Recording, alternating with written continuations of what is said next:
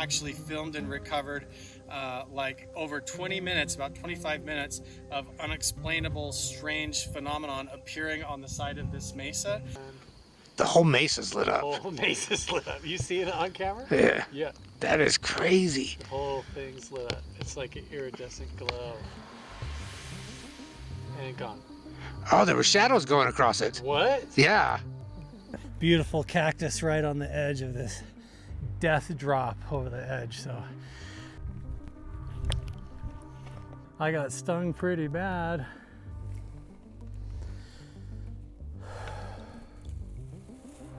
Look at this one, looks painted here. It is. Look, there is the medicine wheel in the valley below, right down there.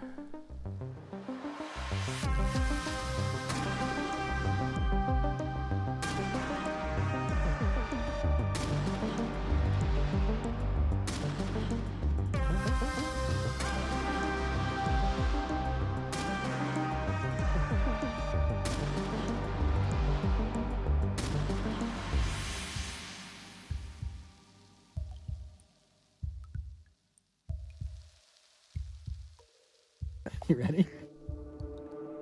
There is a connection between the paranormal, UFOs, and the myths of ancient history. The clues are scattered across the landscape from a forbidden past, maybe even in your own backyard. There is a connection between the true nature of our reality, consciousness, and the unexplained. I'm Carl the Crusher. Let's explore the unknown.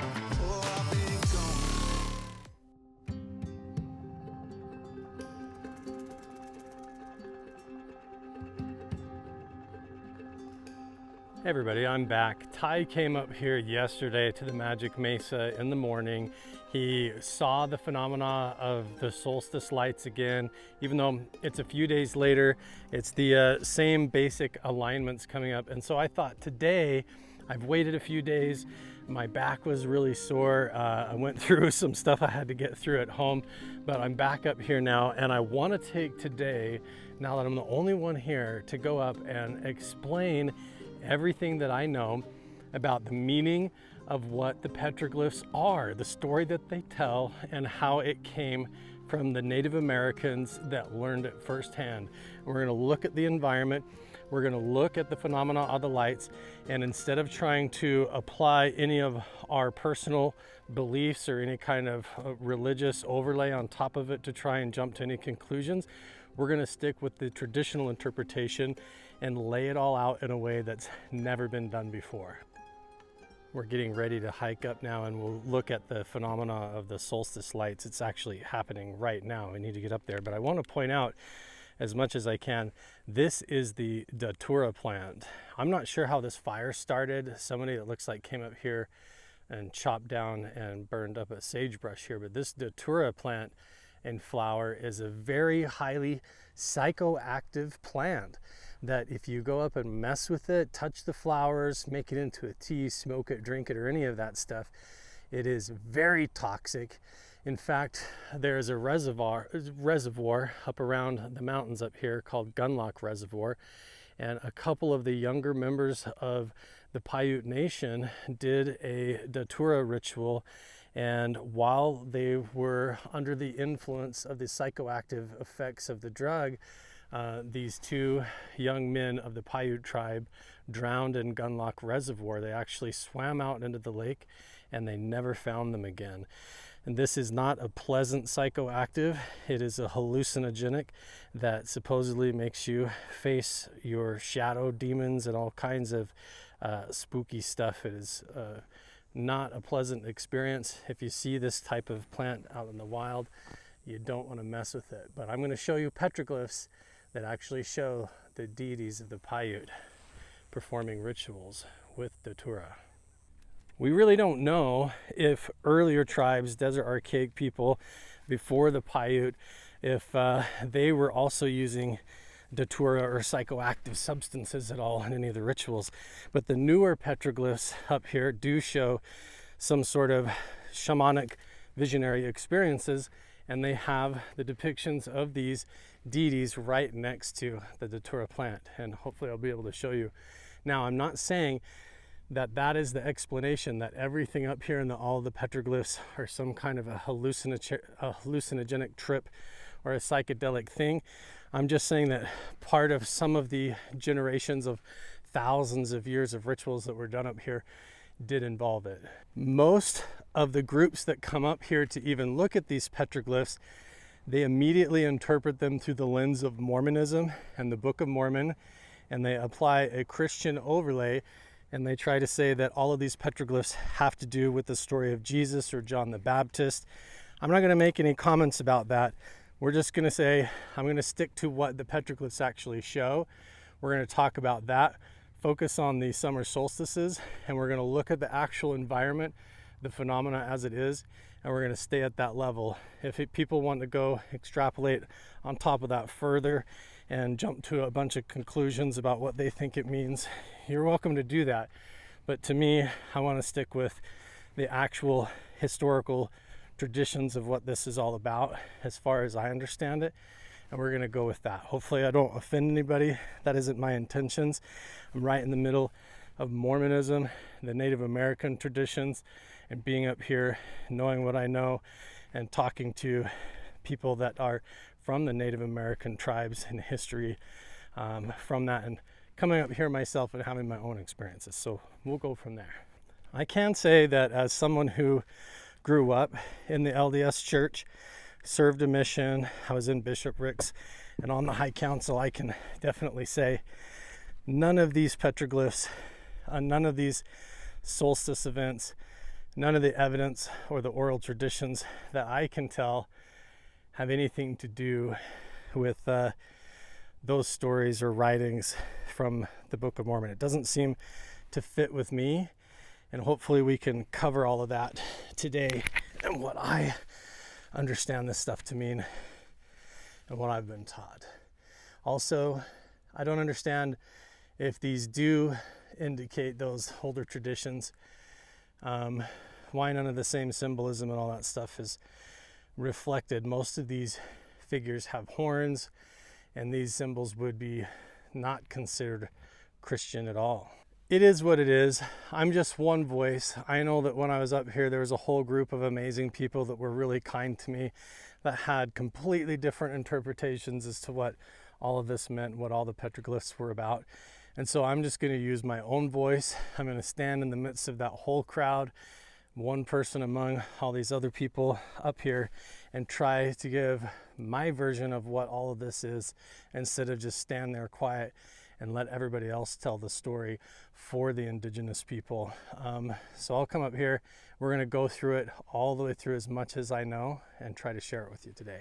I'm a little bit late up here this morning in order to see this, but obviously as the sun comes up, there is some kind of a telling of time that occurs across these spirals that happens, that needs to be seen the way the light comes through the crack of the rocks right here. So I might need to come back tomorrow, the next day as well, and see how this shadow, if there's like a pointer or something that goes across these different lines of this petroglyphs. But usually what these spirals mean is a depiction of going up or down, forward or back through time. So you look at this three-dimensionally, and as this one is going clockwise, it's like a going up or a forward, and this one is like going back. And to have two opposing ones like this with the little mark in the middle,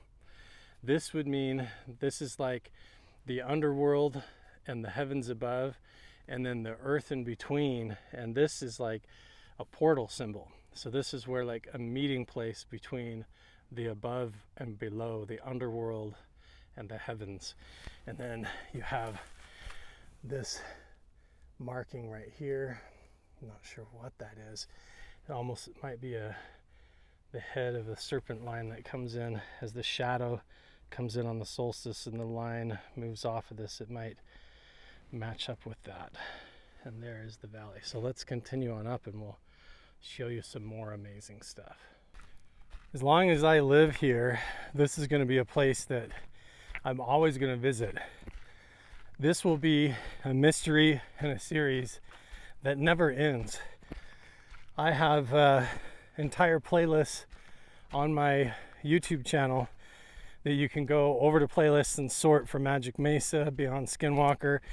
You can pick the different categories and watch all the entire series to catch up and see all the previous evidence that we've captured up here from research here at the Magic Mesa. This is technically has a different public name, but in order to preserve it and the artifacts here until we can come up with a better way to share it, we've nicknamed it the Mystery of Magic Mesa. The best way to support this kind of work and research is to subscribe to the YouTube channel and then also become a member of the Patreon page. All of the links are down in the description box below, and that helps us build the momentum to not only fly other experts and people out here in order to help us interpret and understand what's going on, but maybe even have the opportunities to do more professional work here as far as setting it up as a historical site, working with the Paiute leadership here at the tribal council, and also setting it up so that we can control the tourism, the subdivision building, and the construction of the community that's trying to encroach up onto these areas.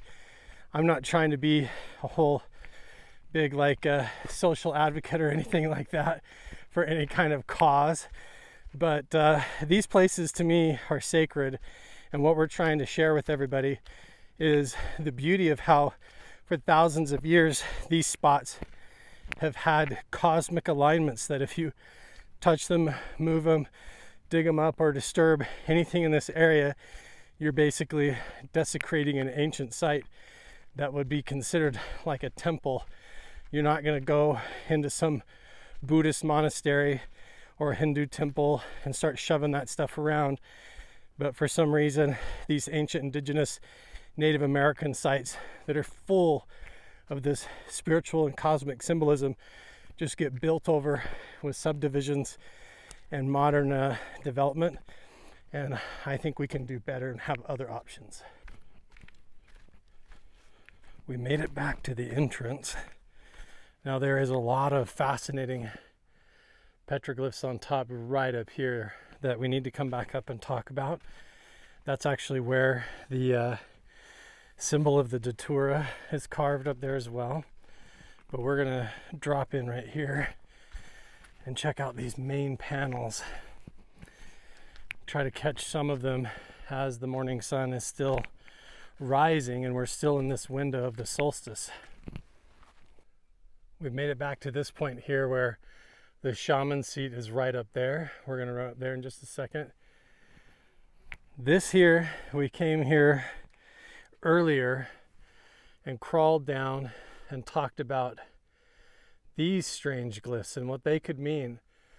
I've since gone back and looked that up, and that symbol right there is literally the spider woman. She is the creator of our entire galaxy, the creator of our solar system. She's the one that sewed the web of the Milky Way into the sky. And she has those triangular symbols with the dots in her tail in the back right there, and that is Spider Woman. And down in the crack down there is where those other figures are, and I'm sure that the sun's going to come up here in a minute and cast lights and a different shadow feature over there. And also I see the lights forming in a shadow formation going across this stone over here before we climb up, where here are these two shaman figures. And notice how the shadow right now is passing over the seat where this J symbol is. And the J symbol is the symbol for like being bound on earth, or physical transformation, actual coming to earth, manifesting on earth.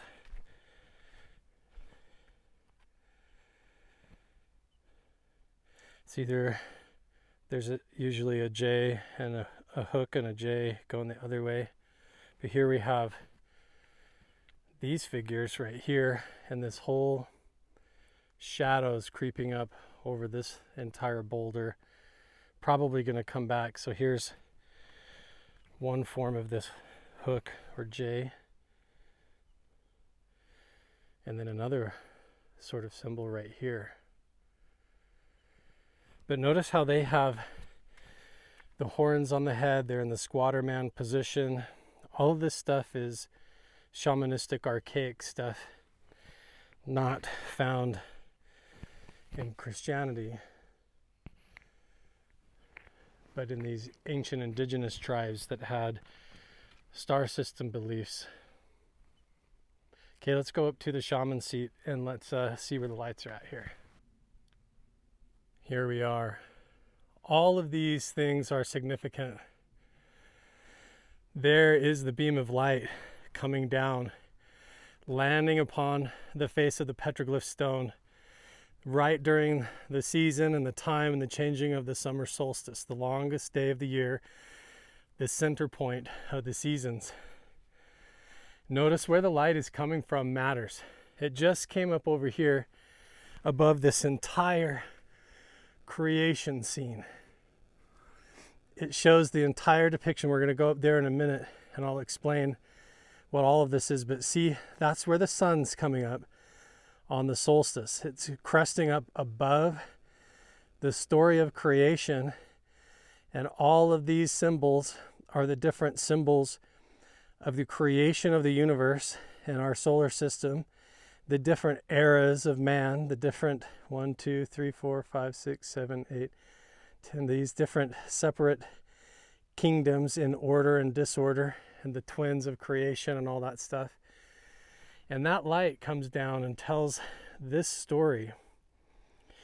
So the cosmic alignment of the summer solstice coming from the sun, from outer space, comes down across these ancient symbols and perfectly aligns to cast these beams of light down and tell this story. Here you have this ancestral being. This is a star person.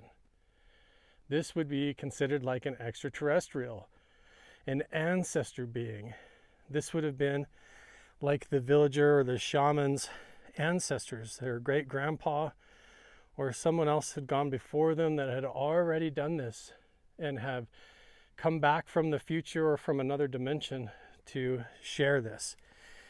And here from this symbol comes this beam of light down onto this figure who has his arms down this way to the square, which is like symbolizing that he is on earth. When his arms are up above him, that's when he is like in this spirit dimension or whatever. So he is on earth, and he has his fingers and toes.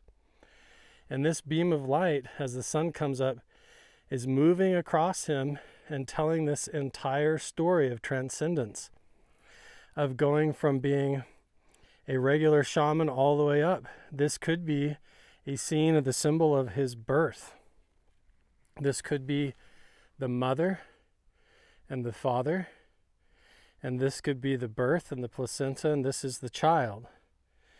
And the story of this is like that this father or this individual and this family is chosen by the shaman or the deities to transcend from on high and to rise up. Now, these ancient symbols, I've heard many different meanings, but this one I've been told means that this, once you go so far, there's no turning back. Other people have said that this means this is the place of water, and this could be washing in the water. Some people think this is a symbol of baptism. But to me, this is a symbol of birth, spiritual birth and ascendance, transcendence. These are symbols of the Milky Way galaxy.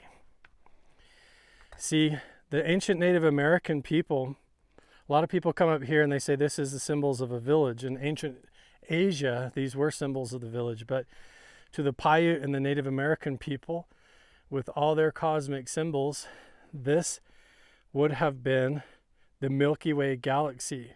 It was a web, a wheel, a net that was cast into the sky. When they looked up and they saw the night sky and the stars up here in the Milky Way, to them that looked like a big web, a spider web glistening with water. It was stars in the sky, all the spider webs of the Spider Woman that cast the web of heaven. And so this was a symbol of the Milky Way galaxy. And these were horned with power. So this was like a symbol of heaven, the power from heaven.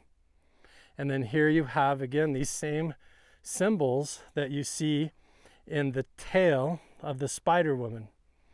And how this right here, going this way with all of these notches and all of this, these were all symbols of the Milky Way galaxy, the path of the cosmos and creation. And this was like Spider Woman and her influence, the tail of creation and the horns of power. And this is all depictions of that coming down to earth, the arms squared down to earth and interacting with man. And here we have the shaman himself. And as I sit here and look at this, I'm looking up at this whole story on the summer solstice, the sun rising, telling this whole story, moving across the rock, painting the picture. I'm sitting here on the shaman seat. And as I'm sitting here on the shaman seat, the sun is rising up through this crack in the rocks here and above the creation story and this entire story of transcendence, becoming the shaman, becoming an interdimensional time travel entity. And you're sitting here on the shaman seat right here, and a wedge of light is coming down onto your head and onto your chest as you sit here in the shape of a tunic right on your head and chest. So you're bathed in light as you sit and watch the same thing happen to the figure in the story, being bathed in light and going from his birth as a child, from his mom, and this whole out-of-body transcendent spiritual experience, where the heavenly power from ancestors basically comes down and like washes and cleanses this individual, and they transform and become the shaman, connected to the cosmic powers of the Milky Way and the stars above. This deity here, this shaman figure, has 5 fingers on the one hand and 4 on the other, and then has no feet. The no feet is power to move through spiritual dimensions. That is someone who is not just walking upon the earth.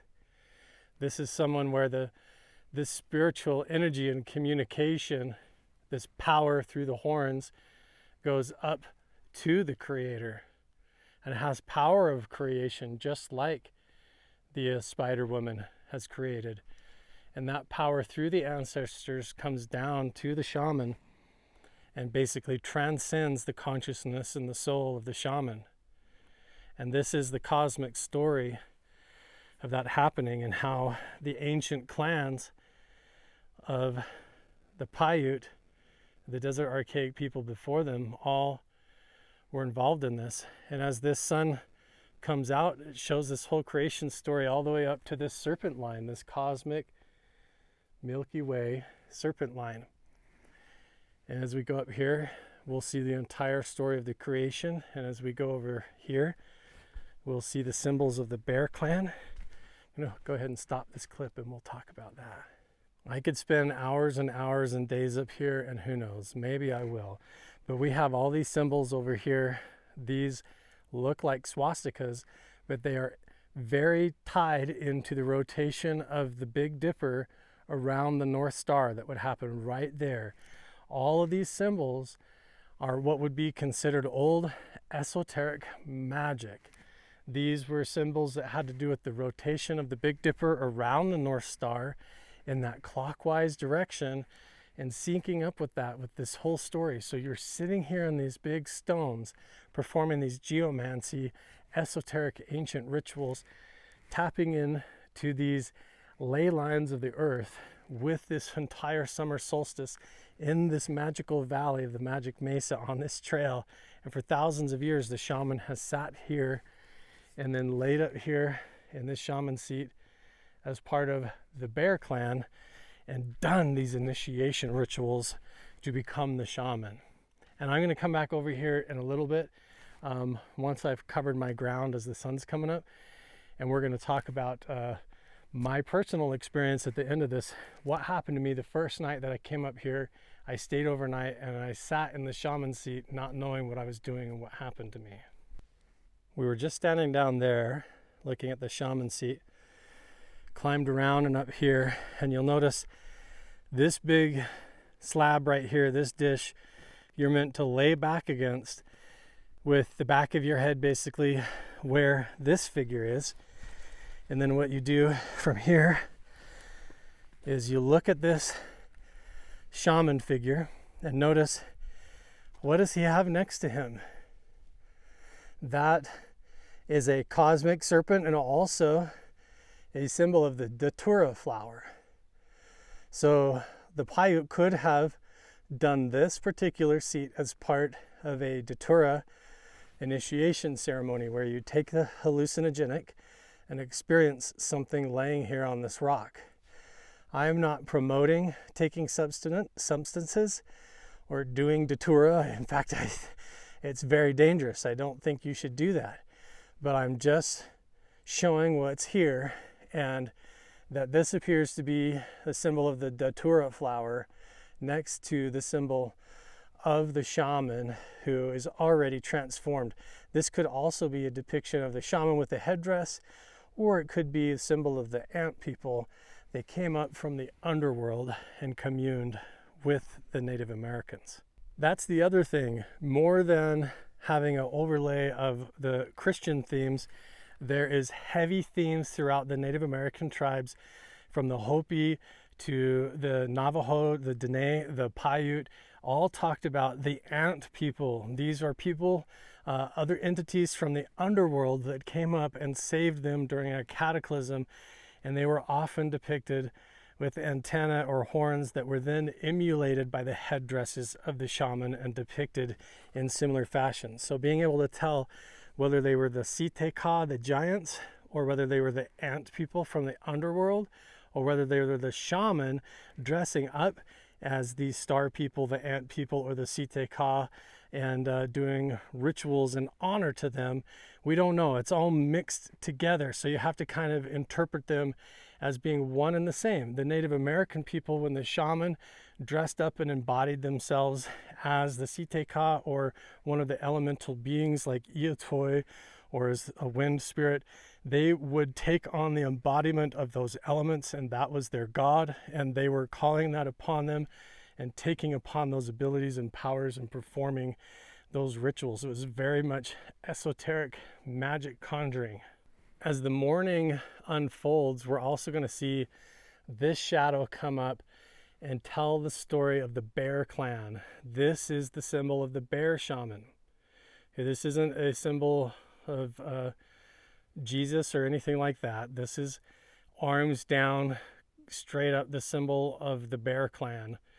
And this next to them would have been a symbol of one of the star people or ancestral beings, and the Bear Clan. And this is just a story of the symbol of their power coming from the sky and from their god.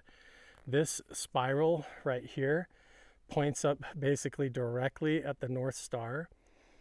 This dot up here above the Bear Clan shaman, the Bear Shaman, ends up becoming an eye, and the top of this rock up here becomes like an eyebrow, a nose, and a mouth of like a bear that is looking up into the sky, that is marked with these symbols of power with the cosmic spiral on the back of his head. Also, when the shadow pulls back up across the boulder, you're going to see it reveal a bear claw that lines up with these other dots in alignment. So it's basically drawing power from the stars, from the Star people, from their ancestors for their clan, the Bear Clan. Here we are back at the Birdman petroglyph. Notice when I lift my selfie stick up, we're immediately into the sun, because the sun comes up right through this gap in the rocks, just like Stonehenge, and forms this beam of light down on this boulder. And as we come out here and get a better look, Ty and I came up here and time-lapsed it all. Down here is a marker. I'll flip the camera around and show you. And it also tells you where to look and where to stand and all that. It tells the whole story of the Bird Shaman. And there's the beam of light going up, telling the entire story of ascension right now. It's so surreal to even be here. Something to take in is that over the course of the summer solstice, these patterns of light would have subtly changed, but there would have been a good 2 to 3 week period where this phenomena occurs, where they could have sat up here and looked at all this and planned this out, and then taken a long time, years, to plot this story and to tell their story.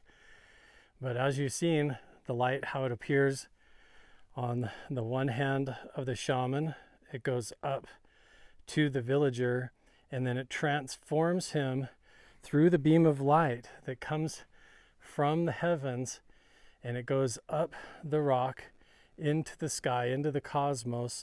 It comes back over the entire Bird Shaman, and then like an entire shaft of light goes up, disappears again, comes off of his hand like a triangle right here, and then flows up the boulder again, all the way up to the cosmic serpent. I'm trying to get close and not disturb anything. But here you've got the Bird Shaman. This has so many tie-ins and similarities with ancient Asian cultures that go back to the Indus Valley, clear up in northern Pakistan, ancient, what would be like Tibet or Pakistan now, the Indus Valley, where these old Buddhist and Hindu monks and in Mesopotamia had very similar beliefs. These are very similar to old Egyptian, Indus Valley, ancient pre-China, 10,000 years ago motifs. Like Emperor Yu and the Bird Shaman had the exact same time travel symbolism with the bird feet. In fact, the pace of Yu was called Yubu, which actually means goose step. And the shaman, Emperor Yu, was half man, half bird, and he would go around a stone spiral clockwise, and he would time travel forward and back through time to help stop cataclysms, exactly like the stories told here by the ancient Native American people. You have, this is like a rattle, here's these ancestral symbols, and as the beam of light travels up and across this stone, you have this magic Bird Shaman. Now, the symbolism in ancient times would mean that when this bar on his chest was here and his arms were down, that means he is here on earth communing with man. When the bar is vertical on his chest, he is transporting himself or moving through time or going into the spirit worlds. The fact that he has a whole foot on this hand and the other foot has no toes and is injured, that is also a common theme that fits in with the ancient Asian cultures of Emperor Yu, Yubu, and the dance, the pace of Yu, and the same rituals. Now, I'm not saying again that these were done by ancient Chinese people.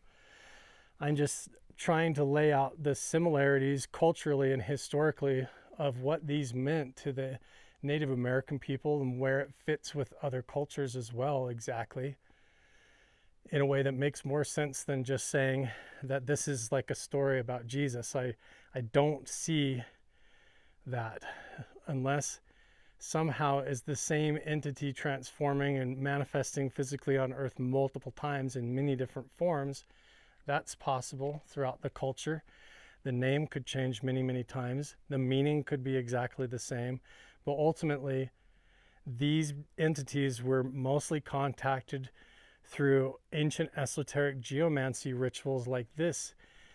Out here among the rocks, among the cosmic solar cycles of the moon and the stars, was the temple. And they were doing esoteric magic to commune with these deities and to become the deities, to take on their attributes and to be chosen as a shaman. And they learned the secrets of the Milky Way and the galaxy and could tell time by this, and traveled all over the world sharing it with other people and their cousins. Right now you can see the beam of light. Think of the complications of that. Putting the artwork down here so that for tens of thousands of years, the sun rises on the summer solstice, comes through here and teaches the story. How we interpret it after that is totally up to us. But we have to draw upon what the Native Americans have taught us and what they say, and then come up here and make sure we don't misalign this stuff and climb around it, scrape on it, we don't touch it, and we don't move anything around and misalign it. But here we have the Bird Shaman and the whole story of his transcendence, how the light comes up onto here, onto the villager, transforms him up into the sky. Here's the cosmic serpent that the light passes over. Right now the light goes all the way up, basically creates the universe. Then here you have the man coming back down from this energy, and it's like a whole time loop. Right? Isn't that beautiful? I've heard all kinds of interpretations about what these sheep mean. That because they're square and their feet are straight, they're not going anywhere, but that they're meant to stay put, and that these are two different villages or clans, and these are the ancestors with them. But then some kind of coyote comes to drive them out. I don't know. That all seems a little bit speculative to me. Now we come back here to the bear shaman, and you can see the shadow of the bear claw beginning to pull back across the stone here to tell this story across this stone. So we're going to go back down here again and see what the light's doing on this rock. We're just going to go back and forth and keep explaining what these are as far as I understand them to the best of my knowledge, and then see how the shadows change. Now the shaman seat is completely bathed in light. We look up here at this panel and we have a whole triangle of light emulating the triangles of the tail of the creator of Spider Woman. We also have the light coming down here. Now it's moving completely across. Notice from right to left this way, going this way, telling this whole story almost like father to mother to son, and then this whole transformation story. But up here is the entire story of creation. I'm going to let the sun come up a little bit more and we'll come back here and film it. This is where it's so fascinating how the light comes up, the shape of the surface of the natural rock, how they carved it so that the light would go across and tell the whole story, just like watching a movie. There you have it. It's only been like 5 minutes and now you have the bear claw scraping back across the boulder right here. Notice how the top claw lines up perfectly with the spiral, and how the spiral points off the top of the rock. Look at that. Wow, look at that. Look at the claw. It's going to pull back, and I bet you the two fingers line up on the dot dot and the dot dot, and then the ancestor. Look at how the shadow's moving across the being. It's coming down from like his antenna down to his right hand, like authority from his consciousness or from the heavens, from the sun, coming down into his right hand, connected with the North Star. This is a bear shaman having time travel abilities over the North Star. We got homie up here who's working out. He's doing exercises on top of the ancient site up there. I don't think he has any idea where he's at right now. But look at this. These fingers are going to come back, touch the two stars, go across the deity, the ancestral being. Right now, notice how the shadow comes down, curves perfectly, and it's forming over the spiral. How the spiral points as an arrow. and almost goes up and shows where to go in the canyon in the distance. But at night could reveal a whole nother story. But right now we've got the summer solstice and the shadow forming the bear claw, moving across the symbol of the bear shaman, and the power coming down from heaven. See the shadows over the left hand here, the line of the light coming from his head, from his antenna. This is all intentional, right? Coming from here down to the right hand, to the shadow of the bear clan. These fingers are going to come back, and the claws are going to touch the stars here as this pulls back. And this is curved perfectly over the arch here. So how can this be just graffiti? Look at the sophistication in this. Look at how they knew this was the summer solstice. Look at how now it looks like hair coming off the back. This is an eye and a face. Isn't this amazing? This is just blowing my mind. I've just kind of stood here for a minute and been appreciating it. Talked to my friend up there and kind of let him know that this was an ancient site. He's like, oh man, now we're all becoming friends now. He wants to check it out. See how now the light is also, they even rubbed the rock right there, and now it's also touching off of his antenna and coming down his whole lower half. It's like a triangle of light and bathing him in bathing. I don't even know if that's a word. Bathing him in light all the way down his right hand. It's going up now. Look at how the shadow perfectly wraps around the spiral. How the way the edge of the rocks here follows the edge of the curve. Unbelievable. I'm going to take some pictures of this. This is so beautiful. I'm going to also hop back down. I want to see what the light's doing down here as well. And it looks like it's going to start jumping over here. So that ended up being pretty cool. I met Scott and talked to him for a while. He had no idea that this was an ancient petroglyph site, so I got to explain kind of a general idea of what this was all about. He went and found my YouTube channel, so hi Scott if you're watching this. But he said he's going to bring his wife up here, come back and check it all out. But it's starting to get really hot now. The light has moved quite a bit across the face of the rock.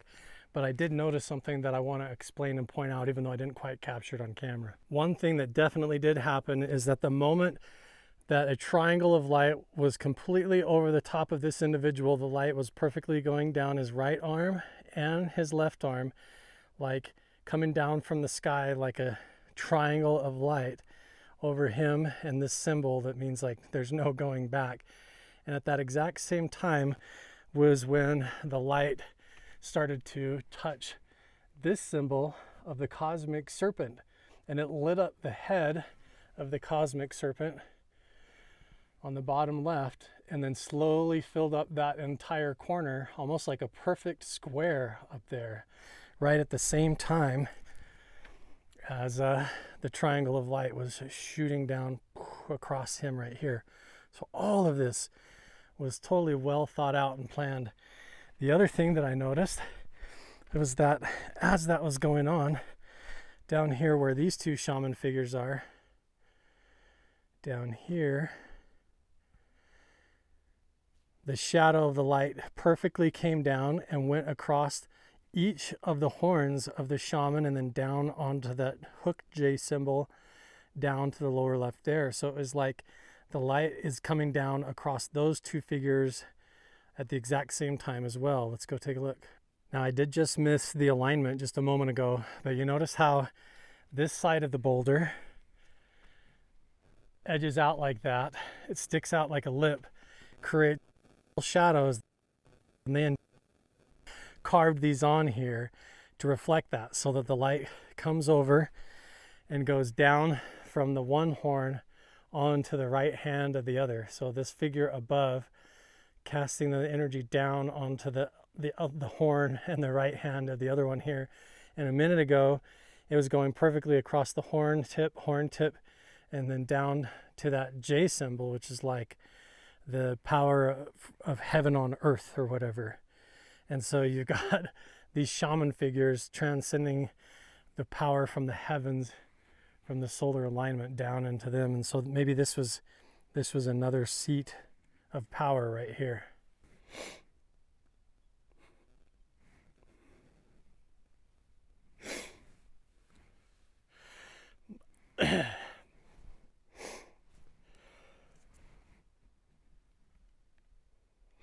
My new friend Scott just turned around.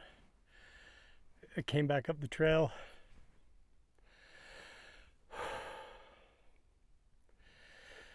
Shared with me something very special. Told me why we met today. Kind of what he's been going through in his life with him and his wife and his little family. And I'm really glad that I talked to him today. I won't tell you the story because it's very personal, but let's just say these places are very special. I almost didn't get up and come this morning. My back's been killing me. Man, I don't ever cry.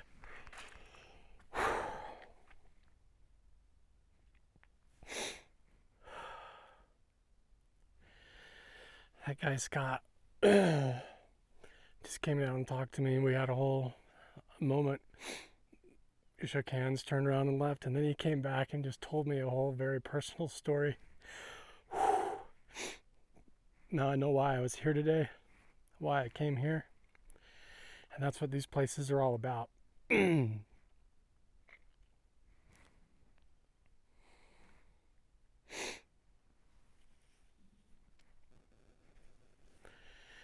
I came here when I lost my dad.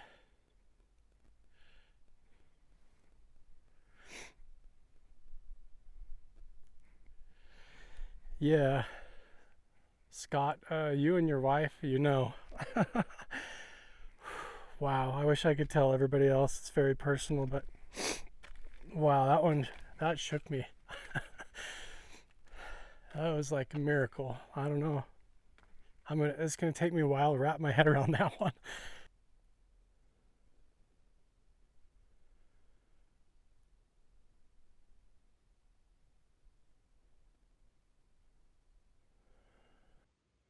Well, I came up here all microphoned up, and then I come in here. I'm by the shaman seat right now. I was talking to Scott, a gentleman I just met up here. Shared that whole experience, and then I recorded that whole clip to tell my story. I don't know if you noticed, but it totally glitched the audio. I'm telling you, this place is like, the past and the future are all overlapped here. And the spirits of those that we think are gone have places where they come and go that were designed like this. And you come here and you run into people. It totally glitched my sound equipment. I'm going to have to ditch it, put it back in my backpack. What a crazy experience. I think it's time that I finally tell the full story of what happened to me when I came up here. I just shared it with Scott. We had a whole moment right here by the shaman seat. But I came up here, sat in front of this entire petroglyph boulder, and I sat right there on the shaman seat, and it was after dark, and I had no idea what this place even was. And excuse me, I came up here and I sat in that chair, and my whole point was I was just going to star watch and meditate. As I did that, and I was sitting in this chair right there, I started noticing between these boulders what looked like people walking back and forth. It looked like between the rocks right back in here, it looked like someone walking by. Up there, it looked like someone walking past. Over to my right, it looked like there was just people walking among the rocks, like shadow people. And then as I tried to focus my eyes to look at them, and I was looking around, it looked like little fireflies coming out of the petroglyph boulders, like these little white lights coming up, like just floating up out of the rocks, like little floating sparklers coming up. And they would just float along, almost like you would see like in an orb in a ghost video, like floating along, coming up out of the rocks, moving along. And then as I sat here on the shaman seat, I did not know that it was the shaman seat. That whole scene became like the whole area was filled up with this smoke, and then all of a sudden it was like I was sitting in front of a bonfire, and it felt more like I was now down in the valley by the river, by the trees, and there was this big burning campfire in front of me, and this drumming sound. What was my heart beating in my chest all of a sudden was this rhythmic drumming, this shamanic drumming, this boom, boom, boom, boom, boom, boom, like that, this drumming happening. And that shamanic drumming, I had this sense that there was like an elder sitting over to my right, and this bonfire in front of me, and then this whole figure, this hooded robed figure, came up behind me that had antlers coming out of his head like Odin or something, or like horns, like what you would see in these depictions. Is like these big deer antlers coming out of his head, and this sense of this individual looming up over me from behind came up from behind me. And all of a sudden I have no sense of being here sitting on the rock. It's like I'm completely enveloped by this vision, and I'm still self-aware. I'm thinking to myself, what's going on? Where am I? What is this fire? What's happening? And I'm like, whoa, but I'm also just having this experience. And all of a sudden, this figure that comes up behind me with the antlers, it's like he puts a spear through my chest from behind. Like he stabs me through the back and out the chest, and I feel it, but it's like it doesn't hurt. And next thing I know, he lifts me up on the spear, and he puts me like a shish kebab over the fire, over the bonfire. And as I'm cooking over the fire, all of my internal organs are pulled out of my chest and stomach and cooked in the fire. Like I see them pull my internal organs out, and they're cooking them over the fire. And then all of a sudden, as I'm laying there and the fire and the smoke's going up, I'm looking up at the stars. They put all these internal organs back inside my body. It's like they put me back together. Next thing I know, I'm standing there and I'm looking through the trees. It's like I'm down in this valley below all of a sudden, like down by the medicine wheel.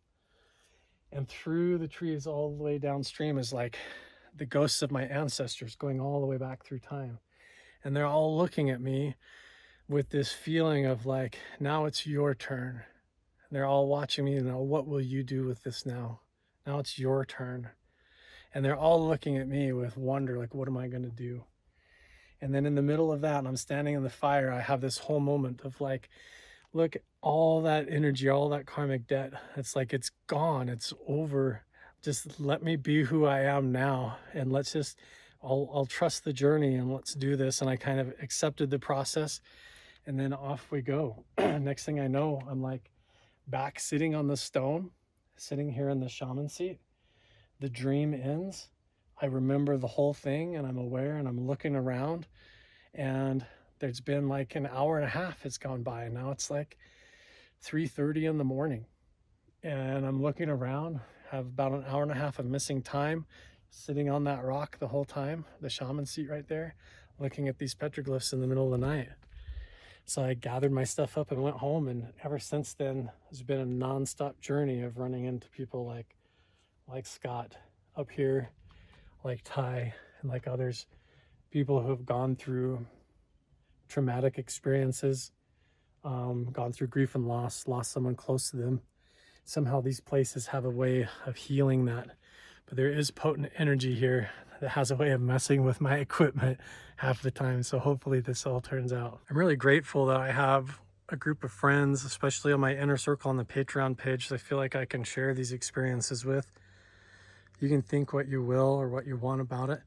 I've talked to my friends Roger and Colleen and others, and they've helped explain a lot of this to me, help it make sense. But there's powerful energy at these places.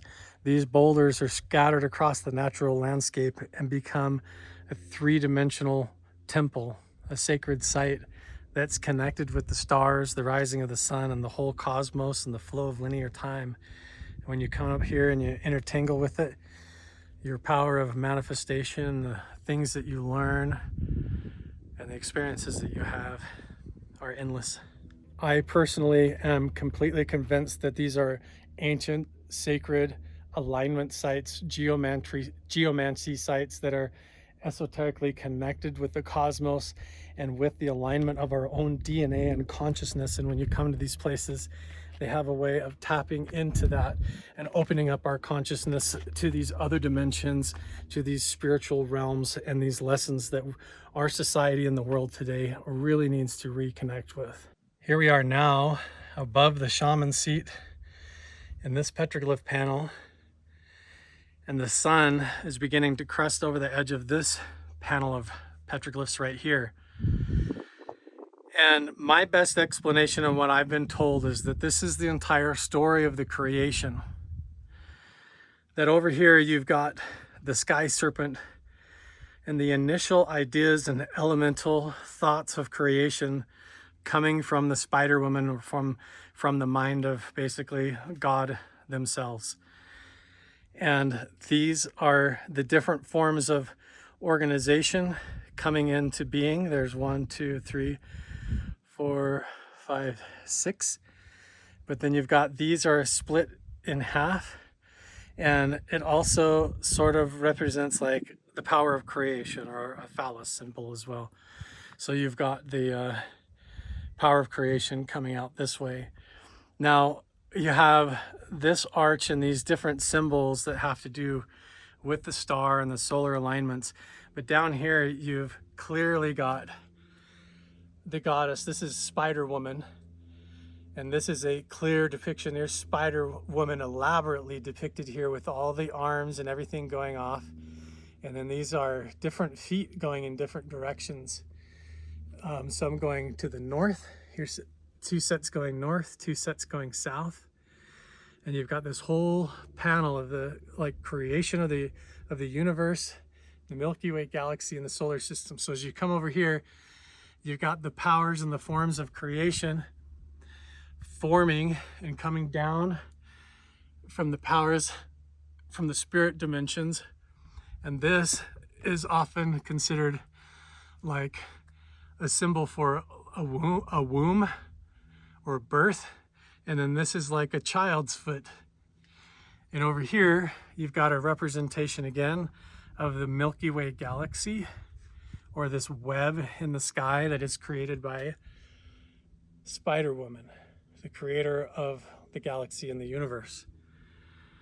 And so it's all organized here. So you've got 1, 2, 3, 4, 5, 6, 7, 8, 9, 10, 11, 12, 13, 14, but it's 7 kingdoms. Okay, so you've got the 7 different kingdoms, and that is created down, and it has feet. So it's like it's created and brought down. And over here is the 2 twins. The 2 twins that come out of that creation, out of the womb, and look how they're twins. They're connected by the navel through the belly button. And the one has the arms up, and the one has the arms out, and then they come down and have arms down, and the creation of the earth and the kingdoms of the earth now suddenly are disorganized. So you have the 7 levels all organized here by the Spider Woman like a perfect web. And then those timelines, once man or the shaman enters in, humans enter in, those timelines are still 7. 1, 2, 3, 4, 5, 6, 7. There's still 7 kingdoms, same as over here, but now they're in disarray.